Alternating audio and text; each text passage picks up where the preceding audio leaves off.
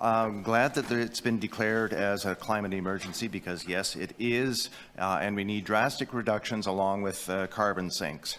And the growth in them, trees, including urban trees, they're very important. And thanks to many staff and councillors, Councillor Perks was in here earlier. He soldiered on. It's been uphill. Also very glad that Councillor Sachs is now here as well because she totally knows the issue. Here's some of her work. My time scuds. 45 seconds already. We've had the Toronto target, and yes, there's been a reduction, but what's in and what's not? That's the very important thing. How accurate is the overall accounting? And I think we're fundamentally flawed in that we're missing more than a few things of the materials of our buildings. The foundations are suspect. Concrete, for instance, we are not counting concrete to the best of my knowledge, which I could be wrong, but where's concrete in our emissions profile? Do we not use any of it? It's in my email submission, there was something from C40 indicating that globally concrete's about 8% of greenhouse gas emissions. 8% is a huge amount.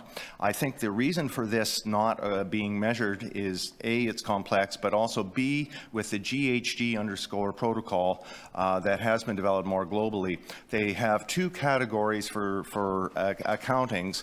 There's capital BASIC and then capital BASIC plus. Almost everybody, including us, seems, I don't know, maybe there's some country, some city somewhere that is doing the basic plus. But most of us are taking the easier road and doing the basic stuff. The basic, not the basic plus, which is the basic is limits to the territory, to the area of the city, not the consumption-based, the consumption, what we consume.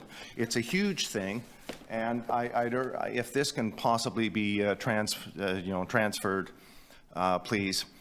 So I'd actually urge you to go a lot slower unless you actually make a motion to move to the basic plus accounting by 2024 and adjust the promotion of it.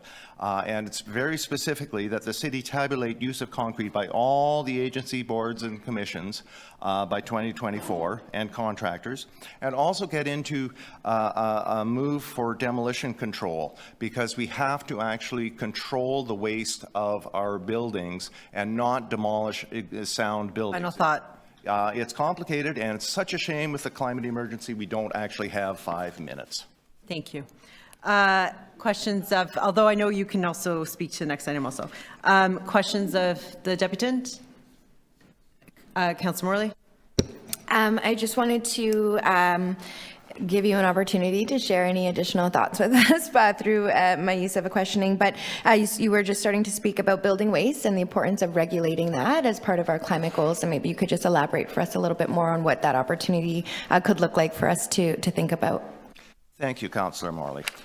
Here's something that I had in August 28, 1991, the merits of old buildings column urging building preservation, mentioning that there was actually, we do have demolition control capabilities, and it's a shame and a disruption to communities and a disruption of tenants, for instance, to demolish sound buildings and dump them in the lake.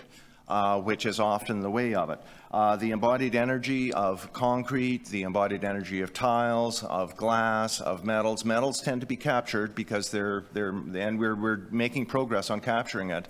But it's like we're focusing on the operating budget and not our capital budget. And that's an irresponsible way of proceeding.